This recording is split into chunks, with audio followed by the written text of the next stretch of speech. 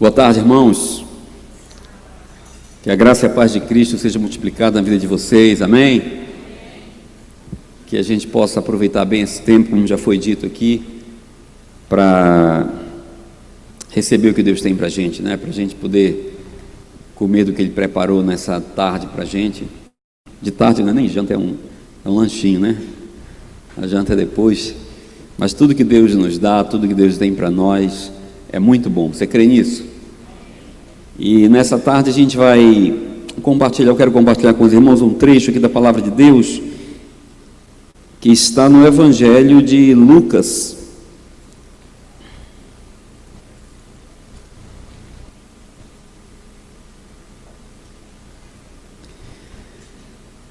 Hoje é um culto que a gente tem alguns acontecimentos, tem criança para apresentar, não é? Tem avô novo no pedaço, e a gente só consegue perceber essas coisas quando a gente se depara no meio delas. Ontem eu estava celebrando o casamento da filha de um grande amigo, e a gente começa a pensar nisso, né? Eu vi essa menina nascer e agora estou celebrando o casamento dela. É o caso que a gente tem hoje aqui também, da filha de Binho, né? Rapaz, eu vi essa menina nascer. Ano passado celebrei o casamento e hoje já tem um menino aqui. As coisas estão andando, a fila está andando, hein, irmão? E a gente, se não se cuidar, fica para trás, não é assim? Mas isso é bom, a gente vê que aquilo que a Bíblia diz continua se firmando, né? Como a gente estava ontem ministrando lá, a gente quebrando prognósticos, dois jovens, quebrando prognósticos aí da sociedade, casando, esperando a bênção de Deus, reunindo pais, amigos, familiares, para obter uma concordância, serem abençoados, e a gente vê o nascimento genuíno de uma família, não é isso? O nascimento genuíno de mais uma grande ferramenta de expressão de Deus na terra, que é a família, e a gente fica feliz porque vê que realmente nada daquilo que Deus falou que aconteceria vai fracassar. Tudo que Deus estabeleceu, os projetos dele, eu nem gosto de chamar de projeto, porque projeto é uma coisa que a gente desenha e ainda vai ver se dá certo, né? Mas Deus tem realidades, aquilo que Ele estabelece como uma realidade, é uma verdade eterna e acontece. O que sai da boca dele não volta vazio. Aquilo que Ele estabeleceu como um fundamento, como um princípio, vai continuar acontecendo pelos séculos dos séculos. Passará o céu e a terra, mas aquilo que está nessa palavra vai permanecer para sempre. Amém? A gente vê os tempos mudando, os costumes mudando, os comportamentos mudando, mas a gente percebe que a Bíblia continua atravessando esses tempos, continua atravessando os comportamentos, e quem é inteligente se agarra com esse Evangelho, porque ele permanece firme e fiel. O texto que eu quero ler com os irmãos aqui hoje nessa tarde, tem a ver com isso, tem a ver com criação de filhos. Texto de Lucas, que Lucas escreveu narrando um trechinho da vida de Jesus, capítulo de número 2, eu já falei que era o capítulo 2? Não, né? Capítulo de número 2, eu quero ler com os irmãos, versículo de número, a partir do número 41. Todos acharam? Os barulhinhos das folhas aí rodando, os tablets, o pessoal já achou do tablet que é mais rápido, né? Lista alfabética. E aqui a gente vai ler uma narrativa, queridos, que da infância de Jesus é basicamente o que a gente tem, né? Fala alguma coisa sobre fala sobre o nascimento, depois a apresentação, e depois fala nesse texto aqui, que é o que eu quero compartilhar com os irmãos nessa tarde. Diz assim: todos os anos dos seus pais, falando de Jesus, todos os anos dos seus pais iam a Jerusalém para a festa da Páscoa. Quando ele completou 12 anos de idade, eles subiram à festa conforme o costume. Terminada a festa, voltando seus pais para casa, o menino ficou em Jerusalém, sem que eles percebessem. Eu acho estranho isso. Pensando que ele estava entre os companheiros de viagem, caminharam o dia todo.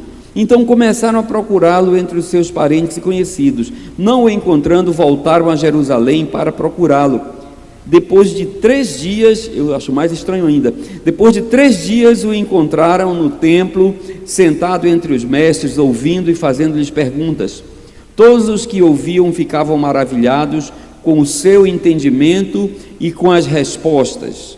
Quando seus pais ouviram, ficaram perplexos. Sua mãe lhe disse assim, eu não sei se foi exatamente nesse tom: filho, por que você nos fez isso? Seu pai e eu estávamos aflitos à sua procura. E ele perguntou: por que vocês estavam me procurando? Não sabiam que eu deveria estar na casa de meu pai? Mas eles não compreenderam o que lhes dizia. Então foi com eles para Nazaré e era-lhes obediente. Sua mãe, porém, guardava todas essas coisas em seu coração. Jesus ia crescendo em sabedoria, estatura e graça diante de Deus e diante dos homens. Por que eu convidei os irmãos para ler esse texto? Porque fala sobre criação de filhos. E hoje nós temos um grande desafio na sociedade, que é a criação de filhos.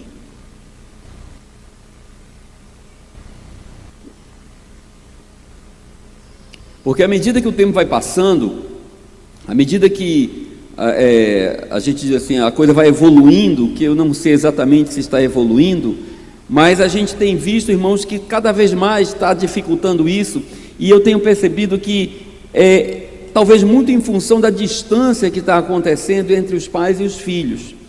Hoje, cada vez mais a gente tem filhos mais velhos, né, com mais idade, porque vai esperar algumas coisas acontecerem. A gente antigamente casava e o outro ano já tinha um menino, e depois o segundo, o terceiro, e quando já estava todo mundo grande, ninguém sabia direito quem era pai e quem era filho, porque era todo mundo parecido. O pai jogava futebol com o filho e ainda conseguia fazer isso. Hoje em dia não, já tem os pai-avô aí, que já tem os meninos e já não consegue acompanhar o pique dos meninos. E quando a questão é só física, a gente ainda consegue administrar. Não, deixa o menino ali, fica olhando, mas só que a questão está começando a ficar assim, na questão mental, de comportamental mesmo, e isso tem dificultado muito. A gente não consegue entender os meninos dentro de casa, a gente não consegue saber o que é que está acontecendo, a gente olha para eles, mas não sabe, aquilo ali é um cubo mágico, é uma interrogação, uma caixa de surpresa. Não sei se os irmãos entendem o que eu estou falando, quem tem filho jovem, adolescente aí. E como resolver isso, irmãos? A gente vive uma sociedade hoje onde os jovens, quem tem filho em casa até 17, 18, 19, 20 anos, quem tem filho que nasceu de 95, 2000 para cá, o pessoal desse milênio, a gente fica olhando para eles e não sabe direito por que eles se comportam desse jeito, porque a única coisa que a gente sabe dizer é o seguinte: esse menino está aqui desde que nasceu, esse menino tem sido criado nessa casa, eu tenho feito a mesma coisa desde que ele nasceu. Só que a gente tem feito a mesma coisa há 40, há 50 anos. A gente montou uma casa com a ideia de 40, de 50 anos, e esse menino caiu de paraquedas ali dentro. Esse menino está morando lá há 10 ou 15 anos, então a gente não consegue entender por que ele está na nossa casa, que vem funcionando há 30 anos do mesmo jeito, e agora esse menino parece que não é dessa casa. Já se perguntaram nisso? Já, né? E o que é que a gente faz com esse menino? O que é que a gente faz para conviver bem com ele? O perfil desse jovem, dessa última geração, da geração Z, é um jovem que ele já nasceu na internet. É um jovem que não conhece um mundo sem internet. Alguém aqui, se eu quiser levantar a mão, lembra do mundo sem internet? Quem lembra do mundo sem internet? Misericórdia. Misericórdia, né? Então a gente ainda lembra de um mundo sem internet, mas o seu filho, o seu neto, ele não faz ideia do que é um mundo sem internet. Os nossos filhos não imaginam o que é ligar uma televisão, os que ainda assistem televisão, sem um controle remoto. Nós nascemos num tempo que ia lá, se levantava, virava o canal. Se era de noite, você empurrava um pouquinho para trocar o canal, para não fazer barulho, para o pai não escutar. Mas esses meninos, irmãos, eles não entendem isso. A minha filha me perguntou lá em casa o que era um videocassete que eu tenho guardado lá. Se ela for no escritório de Binho, ela morre, ela pensa que está num país jurássico. Porque eles não nasceram no nosso tempo. As coisas duravam mais no nosso tempo. Eles nasceram no mundo que já tem aí a internet em todo lado. Então ele não imagina. Ele faz pouca diferença do que é o mundo online do mundo offline. Aí você pergunta, por que esse menino quer tudo rápido? Por que esse menino não sabe esperar? É porque ele nasceu num mundo que tudo é rápido. Por incrível que pareça, ele ainda não nasceu no mundo que fazia conexão de escada. Ele já nasceu no tempo que o pacote é internet direto. Está entendendo? Então, por que esse menino quer tudo rápido? Porque ele nasceu num mundo que tudo é rápido. Ele aperta num botão, onde tem botão, que às vezes nem botão tem mais, e as coisas aparecem. Eu ainda acompanhei os computadores produzindo imagem, gerando imagem. A gente ficava olhando, lembra, Eduardo? E o computador processando imagem ali. Hoje não, imagem Full HD instantânea. Eu andei com cartões perfurados para trabalhar na programação de um DEC 10, que a gente andava de ônibus, se caísse o cartão no meio do ônibus, aquele bolo de cartão, acabou seu trabalho, que até organizar tudo. Então eles não entendem nada disso, queridos. E a gente acredita que eles têm que entender o nosso mundo, mas eles nunca viveram no nosso mundo. Eles vivem no mundo online, que tanto faz online ou offline, para eles é a mesma coisa. Por isso eles são imediatistas, por isso que eles querem a coisa rápido, por isso que eles são autodidatas, por isso que eles acham que não precisam de muito colégio, por isso que eles acham que não precisam de muita informação. Porque antigamente, quando a gente queria informação, a gente perguntava para o mais velho, a gente perguntava para quem estava do lado, perguntava para o pai. Às vezes eu chego em casa e pergunto à minha filha, alguma coisa, alguma dúvida? Não, pai, misericórdia. Mais de 90% dos jovens dessa geração, eles já não admitem mais fazer qualquer tipo de pergunta, de informação, se não for no Google. Ele já tem o Google. Então para que ele precisa de pai? Para que ele precisa do mais velho? Quando a gente quer alguma informação, a gente pergunta para eles, e eles sabem dizer para a gente. Então eles têm muita informação, eles são autodidatas, eles são muito críticos, porque tudo que eles veem, eles sabem um porquê. Então aquela questão de você colocar um negócio para o menino, coma feijão e faça isso, ele vai querer saber por que comer feijão, por que comer brócolis, por que comer aquilo. Não, porque você tem que ficar grande e forte. Ele vai dizer, e quem disse que eu quero ficar grande e forte?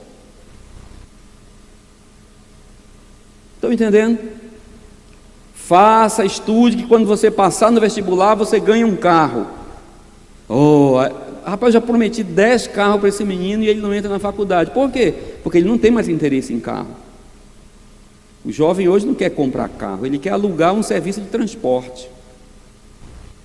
Uma pesquisa da Forbes diz que 42% dos jovens americanos até 17 anos, eles preferem internet a um carro. Estão entendendo, irmão? Esse negócio de comprar gente com carro, isso é coisa antiga. O jovem não quer sair, ele quer se transportar, ele quer sair de um lugar para o outro, e se tiver Wi-Fi dentro do táxi, do Uber, de qualquer negócio, para ele está bom. Ele não tem mais essa necessidade da propriedade. Então, é um jovem que caiu, nasceu nesse mundo, e por acaso dentro da nossa casa. E a gente acredita que porque ele caiu na nossa casa, ele tem que ter conhecimento e experiência e viver como a gente vivia. Irmãos, a gente tem que entender que a responsabilidade da criação dos nossos filhos continua sendo nossa, continua sendo dos pais. O que eu vim trazer para vocês aqui foi um trecho que fala, a partir do versículo 41, de que os pais de Jesus, mesmo sendo pais de Jesus, sabendo tudo aquilo que ele estava vivendo, que ele iria viver, eles se comportaram como os pais devem se comportar ainda hoje nessa geração. Mesmo os meninos que caíram de paraquedas na nossa casa, que não nasceram no nosso mundo, que geralmente há uma geração, pelo menos uma geração entre nós e os nossos filhos, mas nós temos que entender que nós precisamos educar esses meninos. Estou falando de educar esses meninos, de educar os nossos filhos, dentro dos princípios que Deus estabeleceu para toda a família, independente dos tempos. Amém? independente dos tempos, da época de Jesus para o século 21, que nós estamos agora, 21 séculos depois, continuamos tendo os mesmos princípios bíblicos. Hoje de manhã a gente estava falando lá em cima na sala dos casais, a vida cristã, ela pode mudar um bocado de coisa, pode mudar a cor, pode mudar a roupa, pode mudar alguns tipos de comportamento, mas os princípios não mudam, porque são princípios eternos estabelecidos por Deus, e a criação dos filhos é assim. Aqui está dizendo que os pais de Jesus, todos os anos, eles tinham uma cerimônia que eles frequentavam, e o garoto frequentava com eles. Aí você vai dizer, mas o meu menino não quer vir, o meu menino não tem interesse. Aí vai entrar a nossa parte. De repente Jesus e a turma e os pais dele estavam aqui bem conectados.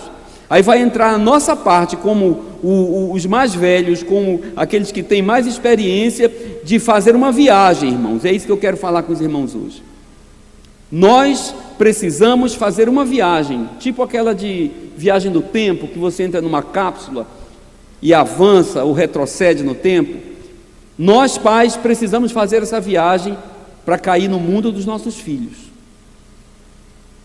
para fazer uma conexão com eles, para que através dessa conexão nós possamos, é responsabilidade nossa, nós possamos ensinar os princípios que têm garantido a nossa vida nessa terra, os princípios de Cristo, os princípios de Deus, que têm garantido com que as famílias tenham se perpetuado nessa terra, independente de qualquer modificação que a gente tenha visto na sociedade, irmãos. O que nós não podemos é largar os nossos filhos e não passar para eles a nossa cultura, e não passar para eles aquilo que nós temos como fundamento de vida e fundamento de fé, simplesmente porque a gente vai dizer, eu sou de uma época e esse menino é de outra época, e eu não entendo o que ele fala. Irmãos, nós temos que fazer uma viagem, chegar no mundo dos nossos filhos, nos conectarmos com eles e apresentar a ele, mesmo que seja na linguagem deles, e é preferível que seja, o que são princípios eternos, princípios de vida, princípios de moral, princípios que vão estabelecer um alicerce para a vida dele. Se ele está na geração Z, Y, XY, depois do Z, nem sei se qual é que vem mais aí, mas eles vão levar para as próximas gerações, irmãos, aquilo que nós como pais estamos estabelecendo para eles. Então não adianta isolar e não adianta reclamar, dizer que não entende. Nós precisamos fazer um esforço para nos conectarmos com os nossos filhos. Aqui a gente vê que a família de Jesus, ela andava dentro de um costume, irmãos, 12 anos, fazendo a mesma coisa. 12 anos fazendo a mesma coisa, 12 anos fazendo a mesma viagem. O menino cresceu vendo isso. Então o que é que a gente está fazendo? A gente está vendo a primeira dificuldade de comunicação, a gente está vendo que esse menino lá não está se comunicando, a gente está largando. A gente tem que ter um cuidado diferente aqui, o nosso cuidado hoje é muito maior do que o da mãe de Jesus, do que o do pai de Jesus, porque hoje o jovem, esse jovem aí dessa geração, em função desse mundo paralelo que ele tem acesso, irmãos, os jovens, eu perguntar pelo menos a um jovem americano, que é onde tem mais pesquisa, ele já considera o smartphone, eu não trouxe, ele já considera o smartphone como uma extensão do corpo dele. Já imaginaram isso? Ele já considera um smartphone como algo que faz parte. Por quê? Porque ele não consegue largar disso.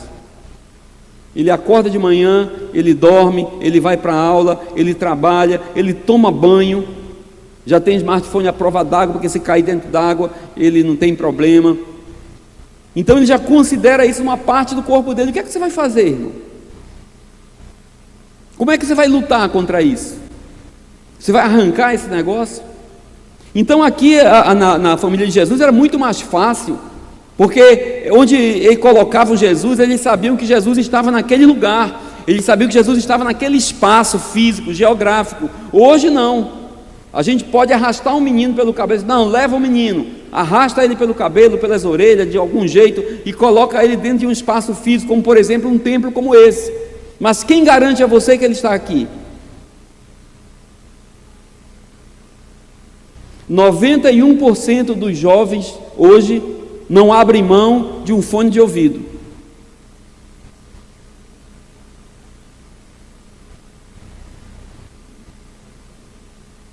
Não abrem mão de um fone de ouvido. 51% dos jovens de hoje já têm a audição prejudicada por causa do uso excessivo de fone de ouvido. Porque o limite é 85 decibéis, mas onde eles estão aqui, o pastor está pregando, eles não estão a fim de ouvir isso. Então ele aumenta o volume, 90, 95, 100, 100, o que precisar para isolar ele do mundo que ele está. Você está entendendo? Então o que é que a gente está vendo, queridos? A gente está vendo que está muito mais difícil manter esse controle do jovem pela força, pelo domínio, pela imposição. A gente tem que entrar na mente dele e promover na vida dele uma metanoia.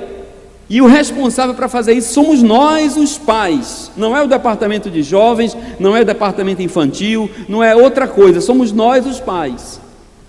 Porque os jovens dessa geração, eles estão desse jeito, irmãos, eles conseguem se isolar. Vai para a igreja, vai ouvir a palavra, não ouve. Ele só ouve se ele quiser. Ele seleciona. Ele pode estar em qualquer ambiente e para ele isso não faz mais diferença. Ele consegue sair desse ambiente e entrar no mundo dele. Então o que é que a gente vai fazer para seguir o exemplo daqui da Maria e do José? Que mantinham um costume, que mantinham uma tradição para ensinar o garoto nos caminhos que ele deveria andar, para ensinar o garoto na conduta que ele deveria ter, mesmo sabendo que era Jesus. Meu irmão, veja bem como era seguro isso aqui. Eu entendo que chegaram ali, o menino já sabia o que fazer, já sabia como se conduzir, e ele tinha um negócio chamado consciência transformada. Com 12 anos, sim, eu me agarro nesse texto aqui, porque não tem essa coisa de você dizer, não, é pequeno, é criança, não entende. Entende, irmãos, e hoje entende muito mais do que antigamente.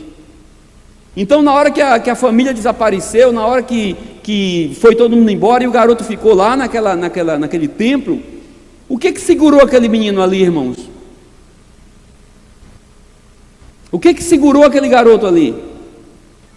O que segurou ele ali não foi a força dos pais, não foi a observação da mãe, não foi a ameaça da família. O que segurou aquele garoto no mesmo lugar foi uma tradição que foi ensinada, foi um conceito que foi implantado, e conseguiu, com um menino de 12 anos, transformar a mente dele ao ponto dele ter consciência de quem ele era, do seu papel aqui e da missão que ele tinha que cumprir nessa terra. Por isso ele ficou lá, independente da família.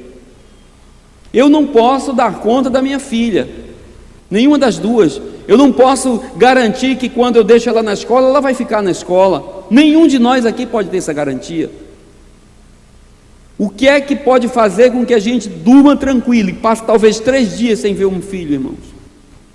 É ter a consciência de que nós estamos tendo uma comunicação satisfatória com ele, e que o nosso testemunho, aquilo que tem nos feito caminhar durante tanto tempo, tem sido passado para esse garoto, tem sido passado para essa nova geração, independente de eu ser da geração X e ele ser YZ, e ele ser da geração Z, independente de ter pulado isso aí, independente da gente não entender muita coisa, independente da gente não se conectar com muita coisa, mas eu tenho a obrigação, como pai, como o educador da minha casa, de alcançar as minhas filhas na geração que elas estão. É muito mais difícil para elas virem para cá, e é mais fácil para mim ir para lá. Agora o que a gente diz normalmente é, eu não entendo, eu não sei disso, eu não sei ligar um computador, eu não sei mexer num tablet, eu não sei mexer na internet. Irmão, aprenda. Se dependesse da sua promoção, porque tem muita gente que nasceu, baby boomer, que não tinha nem máquina de escrever, e quando viu a promoção chegando, os novos chegando lá na sua repartição, você tratou de fazer curso de informática, se atualizar, porque senão você ia perder a promoção. Então dentro da nossa casa isso merece o nosso esforço, os nossos filhos merecem esse esforço, os nossos filhos merecem que a gente faça essa viagem sim. Para quê? Para que a gente consiga ter um ponto de conexão com ele, irmãos. Um ponto de conexão. A gente diz, o jovem é calado e não se comunica. Quem diz isso? Quem já viu isso? O menino é calado dentro de casa. Aí a gente acha estranho e reclama quando chega lá na escola, que vê o garoto a trabalho, está conversando, batendo, não para de falar. Como é que ele não gosta de falar e está o tempo todo escrevendo, se comunicando, irmãos? A questão é conexão. Se não há conexão, não há comunicação.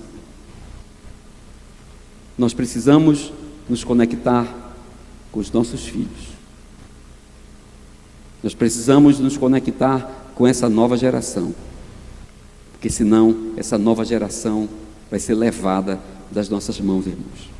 Aqui a gente vê que o garoto tinha conhecimento, ele tinha uma consciência, ele sabia onde ele estava, ele permaneceu no mesmo lugar, permaneceu no templo.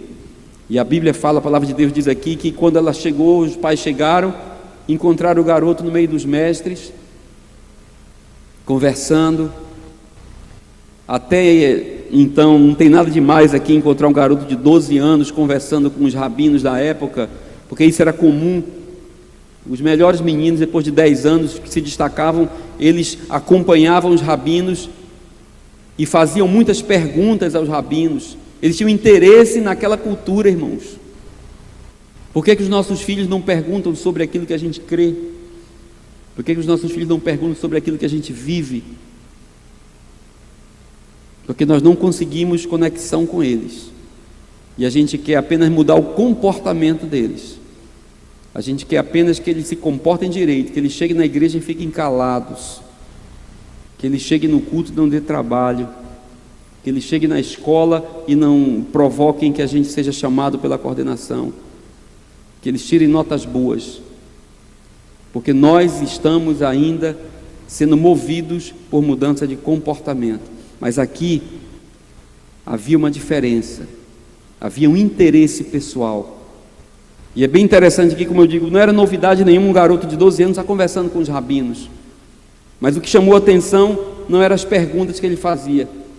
O que chamava a atenção aqui eram as respostas que ele dava.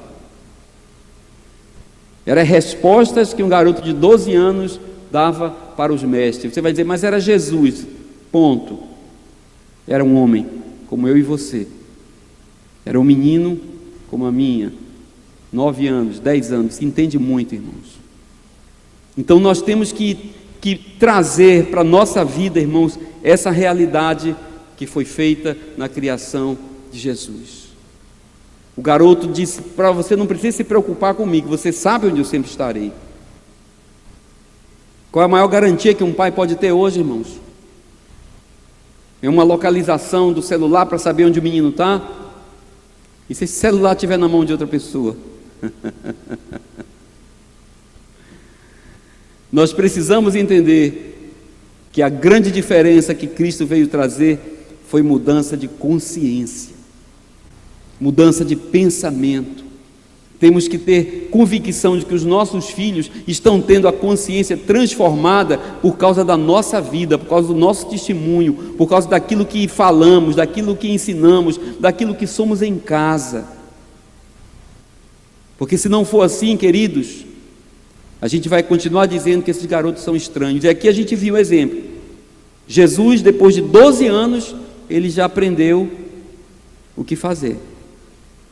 Demora 12 anos, irmãos. Mas independente de você investir no seu filho, na sua família, de viajar para o mundo dele, independente de você querer fazer isso ou não, o tempo vai continuar passando. E a conexão vai ficar cada vez mais difícil. Aqui, depois de 12 anos, Jesus já era um homenzinho que sabia o que veio fazer nessa terra. E hoje nós encontramos uma sociedade onde as pessoas, os jovens têm muita informação. Vivemos numa sociedade de generalistas. Eles sabem de tudo, mas não conhecem nada. São rasos, porque tem muita informação e acreditam que isso é suficiente.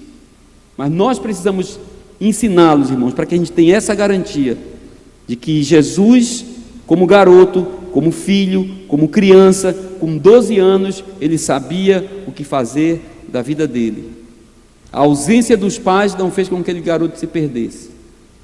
3 dias longe da família não fez com que aquele garoto fugisse da igreja, fugisse do templo, fugisse do caminho. E isso nos deixa uma outra lição aqui para a gente terminar.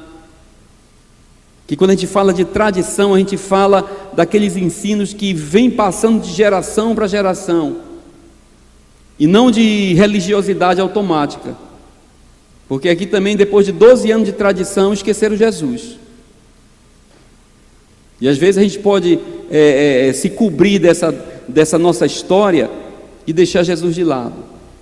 Mas, irmãos, que a gente possa hoje, nesse tempo que nós vamos ter aqui, um tempo especial onde teremos crianças sendo apresentadas aqui, a gente possa entender que o objetivo dos nossos filhos está aqui no versículo 51, quando diz aqui que depois de tudo isso, a sua mãe guardava todas essas coisas em seu coração. E Jesus, quem é Jesus? É o nosso filho, a nossa filha, essas crianças que Deus colocou na nossa vida para serem testemunho deles nessa terra. Qual é o plano de Deus? Qual é o projeto de Deus? Qual é o objetivo de Deus? Qual deve ser a nossa preocupação? Não gosto nem de falar, mas o nosso objetivo, o nosso gol em cima disso, irmãos, é que os nossos filhos tenham um crescimento pleno.